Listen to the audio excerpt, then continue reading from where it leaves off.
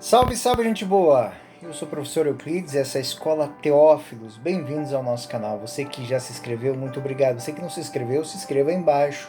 Deixe o seu like, seu dislike, também como queira. E vamos a mais uma temática bíblica do Novo Testamento. Nós estamos fazendo um estudo e agora estamos nos Evangelhos. Vamos tratar de mais um Evangelho sinótico, o Evangelho de Marcos, o segundo Evangelho. Eu quero já agradecer aqui, como faço sempre, os nossos patrocinadores, os nossos colaboradores, de maneira especial Márcia Aparecida, Miguel Zeponi e Ana Lúcia Escapim. A Márcia que tem um centro de orientação teológica existencial, onde se tratam de temas de relações pessoais, relações teológicas, relações filosóficas, educacionais, temas da atualidade, o encontrar-se consigo, com a espiritualidade, enfrentar situações da vida cotidiana, enfrentar, tratar de depressão, de cansaço, de falta de motivação espiritual, ascese, né? Então, todas essas dinâmicas são tratadas, né? A professora Márcia, ela conduz de uma maneira muito profunda, muito calma, muito sábia estes temas. Então, muito obrigado. E também muito obrigado a todos aqueles que anonimamente colaboram, incentivam e patrocinam o nosso canal. A todos vocês, meu muito obrigado. E lembram também, se cuidem, né? São tempos um pouco difíceis. Todos se cuidem. Rezamos para que tudo isso transcorra da melhor maneira possível. Bom, vamos à aula de hoje. Eu vou dividir esta aula em duas lições. Vamos à primeira lição, será o Marcos, o autor do segundo evangelho. Vamos expor essa realidade, ou seja, que ele é o autor do segundo evangelho, e depois na segunda lição, no segundo vídeo, nós teremos a questão a mensagem teológica do segundo evangelho. De uma maneira especial, eu gosto de lembrar sempre, você que está chegando pela primeira vez no nosso canal, aqui embaixo na descrição, você vai encontrar os links onde se encontra o material de estudo, a bibliografia e também, para quem quiser fazer um mergulhar um pouquinho mais aprofundado, questões que, junto com o tema, junto com o material e com a bibliografia, você consegue resolver e aperfeiçoar o conhecimento. Lembrando que ele é um conhecimento introdutório. Ok? Então vamos. Marcos, autor do segundo evangelho.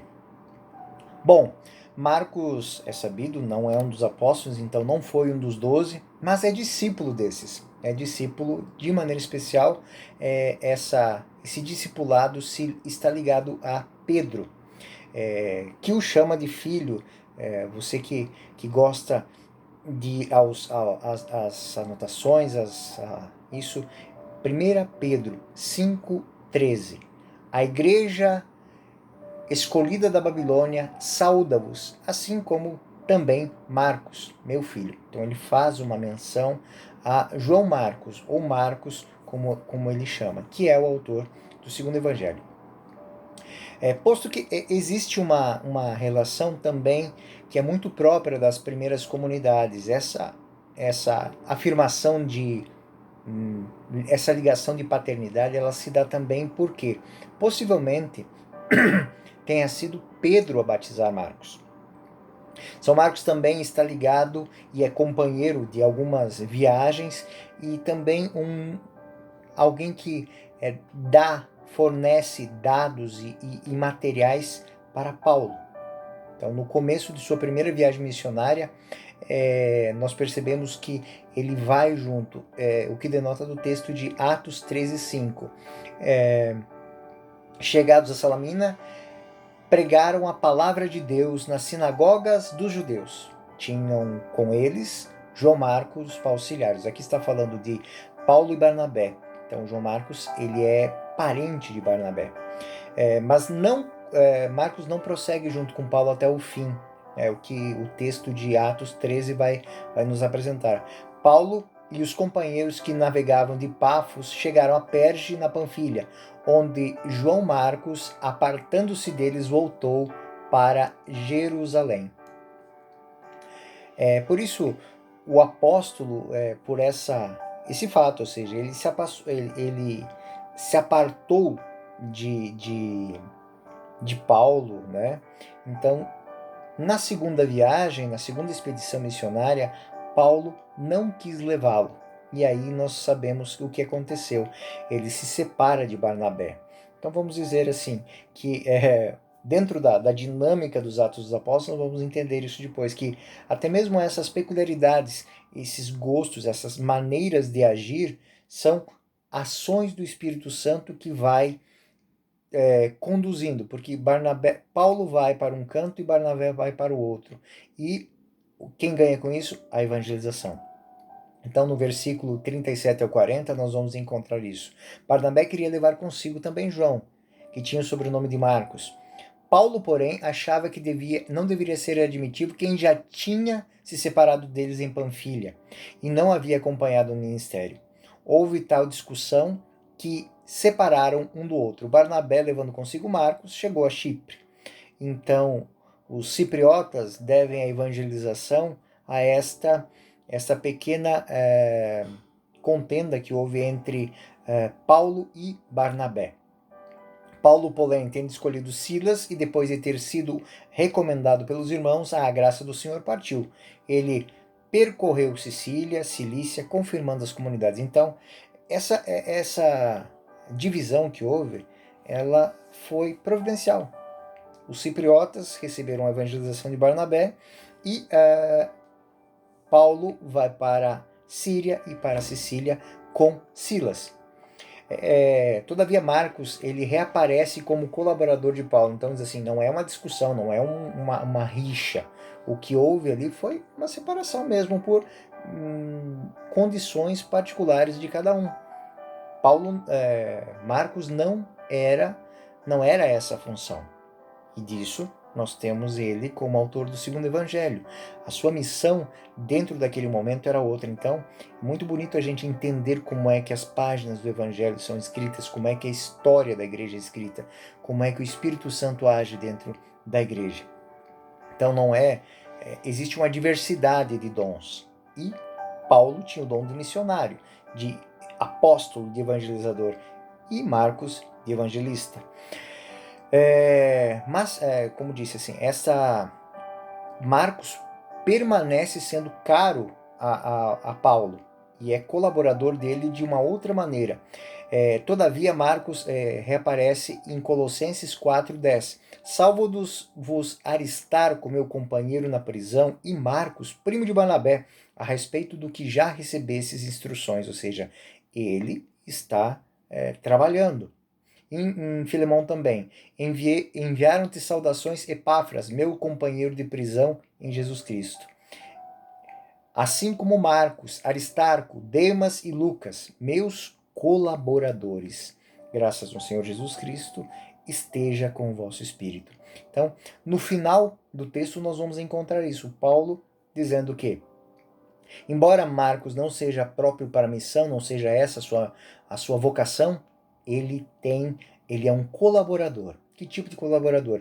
Ele quem faz a compilação da logia. Então, é bonito entender isso na autoria de Marcos do segundo evangelho. Então, a tradição atribui a redação do segundo evangelho. Inclusive, no próprio segundo evangelho, nós encontramos o quê? Em Marcos 14:51, uma alusão do próprio Marcos. Seguia-o um jovem coberto somente com um pano de linho e prenderam-no.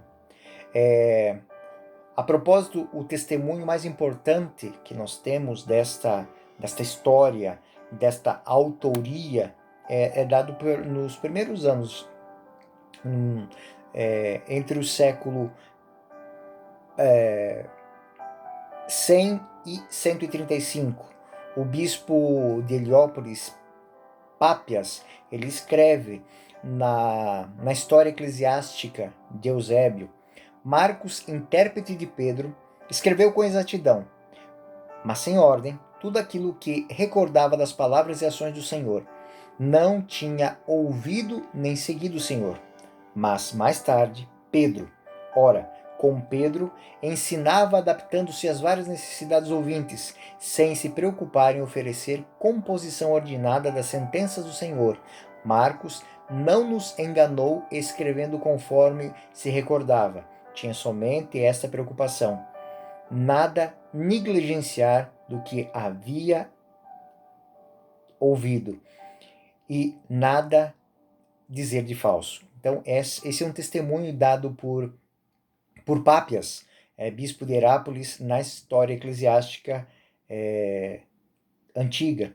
Então, nós sabemos então que Marcos é o autor do segundo evangelho. E aí, o que a gente tem dentro do evangelho que denotem isso, que seja marca expressiva de Marcos como autor? Então, Marcos dentro do próprio Evangelho, nós percebemos que existem algumas peculiaridades que mostram que ele é o autor. Primeira peculiaridade, e não só autor, mas ele mostra dentro do Evangelho quais são as suas fontes. Quem são as pessoas que lhe doam o texto, lhe doam a história, lhe contam a caminhada do Cristo, as palavras, a logia, a boa nova, como ela chega até Marcos. Bom, os limites do Evangelho de Marcos são os próprios limites propostos pelo discurso de Pedro em Atos 1:2. Em Atos 1:12 nós vamos encontrar a segunda citação. Desde o princípio até o dia em que, depois de ter dado pelo Espírito Santo suas instruções aos apóstolos que escolhera, foi arrebatado ao céu. Então, em Atos 10:37 também nós devemos lembrar isso.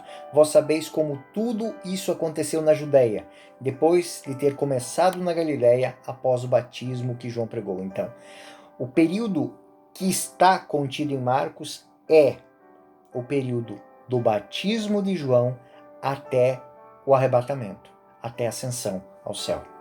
Desde o batismo ministrado por João até a glorificação de Jesus, sem tocar em cenas da infância, diferente de Lucas, diferente de Mateus que já falamos na última aula, na última lição sobre o conteúdo do Evangelho de Mateus, nós falamos que a fonte de Mateus é a família de José, a fonte de Lucas é Maria. E aí aparecem aquelas a história da infância contada sob duas óticas. Aqui a ótica da lei e a ótica em Lucas do Espírito Santo. Nós vamos tratar de Lucas mais, nós vamos ver isso mais aprofundadamente. Mas já adianto aqui que é essa dinâmica. Marcos não possui isso. O limite do Evangelho de Marcos está estabelecido nos textos que acabei de ler e é estabelecido pelo próprio Pedro nos seus sermões. Então, o princípio da boa nova de Jesus Cristo, Filho de Deus, conforme escrito no profeta Isaías. Então, desde isso nós vamos encontrar em Marcos 1:4. O princípio da boa nova de Jesus Cristo, conforme está escrito no profeta Isaías. Eis que envio meu anjo diante de ti para preparar o meu caminho. Uma voz clama no deserto: traçai, preparai o caminho do Senhor, aplainai as suas veredas. Isso é a citação que está no Evangelho de Marcos, citação de Malaquias e de Isaías 40. João Batista apareceu no deserto, e aí esse é o ponto de partida do Evangelho de Marcos. Então, João Batista apareceu no deserto e pregava o batismo de conversão para a remissão dos pecados. Então, é aí o ponto de partida estabelecido por Pedro do Evangelho segundo Marcos. Marcos 16:19, depois que o Senhor Jesus falou, foi elevado aos céus, está sentado à direita de Deus. E aqui começa, então, com o batismo de João e finda com a ascensão ao céu. Depois que o Senhor Jesus lhes falou, foi levado ao céu e está sentado à direita de Deus. Pedro, pelo que vocês podem perceber, ele ocupa, então, um lugar central na dinâmica do Evangelho de Marcos. Isso está marcado inúmeros lugares no texto de Marcos. Eu separei para a gente perceber isso, porque essa dinâmica ela é muito importante para a gente compreender a caminhada do Evangelho de Marcos. Pedro ocupa um lugar saliente. Então, nós vamos olhar para o Evangelho de Marcos e vamos ver que a voz mais preponderante de todo o Evangelho, sendo o melhor interlocutor com Jesus Cristo, ou seja, o melhor ouvinte, aquele que que está no foco, é Pedro. Isso de uma maneira muito natural. Vamos dar um exemplo. Marcos capítulo 1, versículos 29 a 31. Assim que saíram da sinagoga com Tiago, João, à casa de Simão e André, a sogra de Simão estava de cama, com febre, e sem tardar falaram-lhe a respeito dela. Aproximando-se, então tomou pela mão, levantando-a imediatamente a febre deixou, e ela pôs-se a servi-los. Simão e os seus companheiros saíram a procurá-lo. Então, vocês veem que em 4 versículos, Simão Pedro é citado 3 vezes. Ou seja, Simão, ele é citado, ele é irmão de André. Depois, é na casa de Simão que Jesus se reúne com eles. É ali que ele faz um milagre, ou seja, em benefício da família de Simão, faz um milagre. E depois, Simão é aquele que, com os companheiros, com os outros apóstolos, vai. Então ele tem já um sinal de preponderância dentro do grupo dos apóstolos. Em Marcos 5,37 isso se reforça. E não permitiu que ninguém o acompanhasse, senão Pedro, Tiago e João, irmão de Tiago. Marcos 9,6. 6 dias após, Jesus tomou consigo Pedro, Tiago e João e conduziu-os a sós ao alto do monte. E ali transfigurou-se diante de eles. Suas vestes tornaram-se resplandecentes e de tal brancura que nenhum lavadeiro sobre a terra os poderia fazer tão brancas. Então, no momento da transfiguração, momento fundamental para os evangelhos, ou seja, onde Elias e Moisés, ou seja, onde a lei e os profetas dão testemunho que Jesus é o Messias, quem estava lá, no centro disso? Pedro. Também Pedro, Tiago e João. Mas assim, Marcos faz questão de colocar sempre a preponderância. Pedro vem à frente. É Pedro, Tiago e João. Marcos também ele vai fazer comparações que dentro de Marcos aparecem e não aparecem em outros evangelhos. Por exemplo, se nós olharmos assim, Marcos 11, 21. Pedro lembrou-se que tinha passado na véspera e disse: olha, mestre, como secou a figueira que amaldiçoastes. Também em outro local. Pedro levou consigo Tiago e João e começou-lhes ter pavor e angustiar-se. Então, ele vai marcando estas cenas. Lucas, por exemplo, Lucas e Mateus, ele não faz muita menção de Pedro nesta dinâmica. Pedro é explicitamente nomeado em Marcos, quando nas passagens paralelas Mateus e Lucas o silenciam. É um comportamento diferente que nós temos em Mateus, em Lucas, em relação a Marcos. Então, Marcos faz questão de lembrar, e em outros momentos ele faz questão de esquecer. Então eu vou mostrar isso para vocês como isso acontece de maneira textual. Em Mateus 21, 20, imediatamente a figueira secou. À vista disso, os discípulos ficaram estupefatos e disseram: como ficou seca num instante? Os discípulos falaram. No texto de Marcos, o que ele diz lá? No texto de Marcos é dito o seguinte: olha, mestre, como secou a figueira. Quem diz isso? Pedro. Pedro lembrou-se do que tinha passado-se na véspera e disse: olha, mestre, como secou a figueira que amaldiçoaste. Em Mateus é é um sinal de os discípulos ficaram estupefatos. Como ficou seca no instante a figueira? É uma ação do grupo. Aqui Pedro tem a preponderância em Marcos. Marcos 11, 21. Desculpa. Mateus 24, 3. Indo eles passar no Monte das Oliveiras, achegaram-se os discípulos e estavam a sós com eles. Perguntaram-lhe: quando acontecerá isso? E qual será o sinal de tua volta e do fim do mundo? Isso, Mateus. Em Lucas. Então interrogaram: mestre, quando acontecerá isso? Que sinal haverá para saber que isso vai se cumprir? Em Marcos. Estando sentados no Monte das Oliveiras, defronte do templo, perguntou-lhe à parte Pedro, né?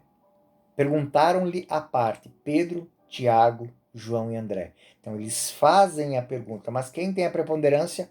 Pedro. Também no capítulo 28 de Mateus, nós vemos o seguinte: ide depressa e dizei aos discípulos que ele ressuscitou. A cena da ressurreição. É dita as mulheres e elas são chamadas a fazer este anúncio. Diz assim: ide depressa e dizei aos discípulos que ele ressuscitou dos mortos. Ele vos precede na Galileia. Lá haveis de rever e vê-lo. Eu vos disse. Marcos 16, 7. Mas ide e dizei a seus discípulos e a Pedro. Marcos, Mateus. De modo especial, em Marcos as falhas de Pedro são salientadas. Então aqui vai ser uma outra peculiaridade. Falhas de Pedro em Marcos. Ripa no Pedro. Virtudes escondidas. Então, falhas. Vamos dar exemplo de falhas.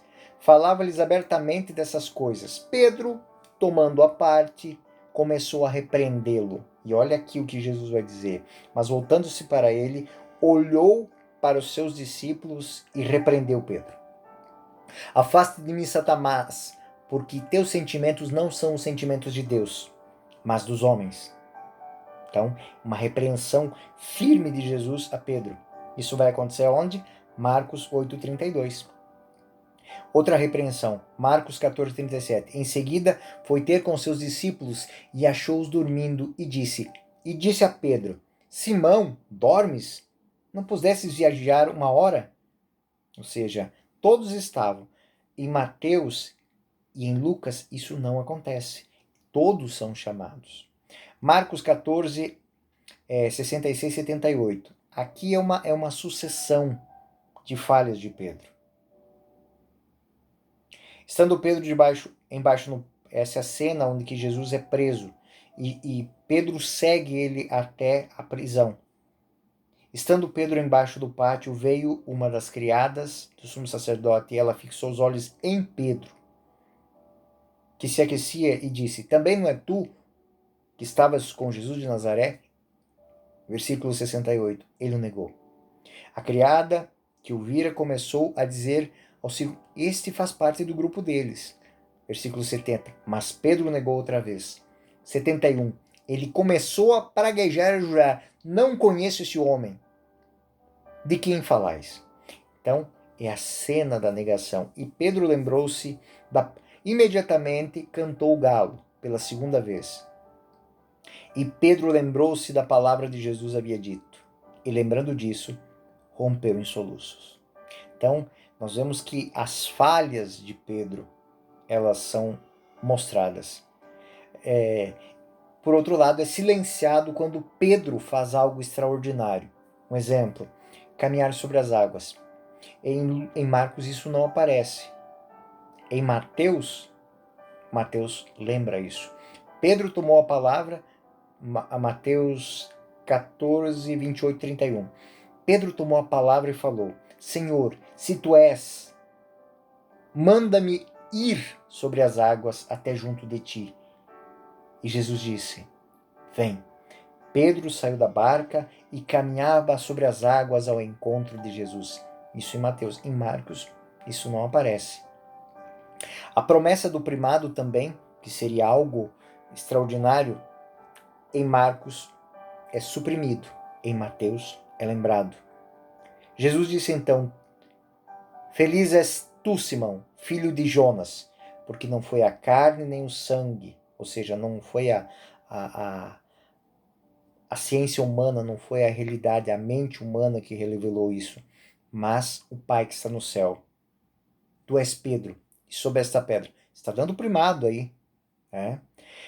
Enfim, caros alunos, isso que eu apresentei até agora aqui explica que Marcos escreve o segundo evangelho tendo diante de si o testemunho de Pedro. São os limites de Pedro que determinam o evangelho de Marcos. Indiretamente, ele é o responsável pela redação do evangelho de Marcos. Marcos tem algumas peculiaridades também que eu vou introduzir nesta primeira lição e nós vamos expandi-los na próxima lição. Por exemplo, os autores. O autor, ele tem um foco, pessoas que não são judeus, pessoas que não têm conhecimento dos conceitos judaicos. Um exemplo disso eu vou mostrar para vocês agora. Em Mateus, na última aula, eu lembrei que Mateus cita 19 vezes as profecias. Marcos cita apenas 5. É uma diferença muito grande. Por quê?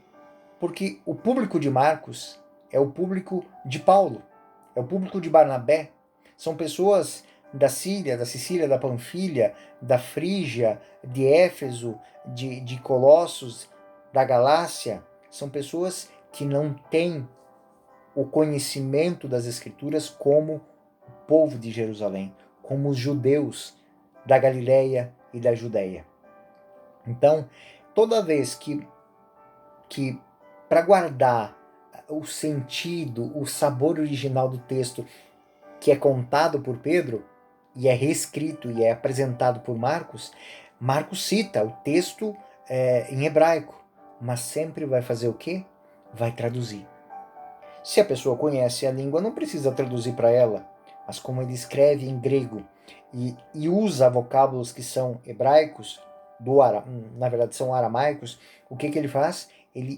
Ele faz, logo após a citação, ele faz uma explicação, ele faz uma tradução. Então, nós pegarmos Marcos 3,17, nós vamos encontrar a expressão Boanerges, que é traduzida imediatamente como filhos do trovão, Tiago e João.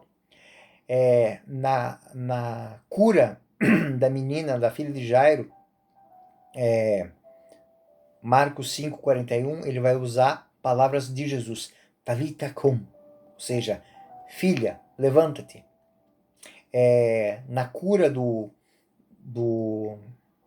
mudo, Marcos 7,34, Jesus diz, éfata, abre-te. Jesus trata, em Marcos 14,36, chama Deus de papaizinho, Abba. Na crucificação, no alto da cruz, crucificado, ele coloca as palavras ditas, as originais ditas por Jesus.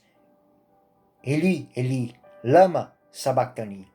Meu Deus, por que me abandonastes? Isso está em Marcos 15,34. Então, isso revela que Marcos, autor do segundo evangelho, é um judeu que transmitiu a catequese recebida em aramaico de Pedro e o estilo muito simples de Pedro transparecido em Marcos. Não recorre a frases que estão ligadas a outras frases, não existe uma subordinação. E por que ele faz isso? Porque ele quer guardar o máximo possível de fidelidade àquilo que o seu mestre lhe disse. Embora tenha escrito em grego, a catequese foi dada em aramaico, e ele traduz do aramaico para o grego com a mais profunda perfeição e sobriedade. Isso é próprio dos judeus, dos semitas, mas isso é uma marca muito bonita de Marcos. Por isso que o Evangelho de Marcos ele é curto, porém ele é conciso. É um tema, é uma catequese muito objetiva para saber quem é Jesus de Nazaré, quem é o Messias. Bom, gente, essa é a nossa primeira lição sobre o autor, sobre a autoria, sobre as peculiaridades do autor, sobre as fontes do autor do segundo evangelho, Marcos. Sua fonte maior é Pedro. Os seus destinatários do seu texto são os evangelizados, os pagãos evangelizados por Paulo e por Barnabé.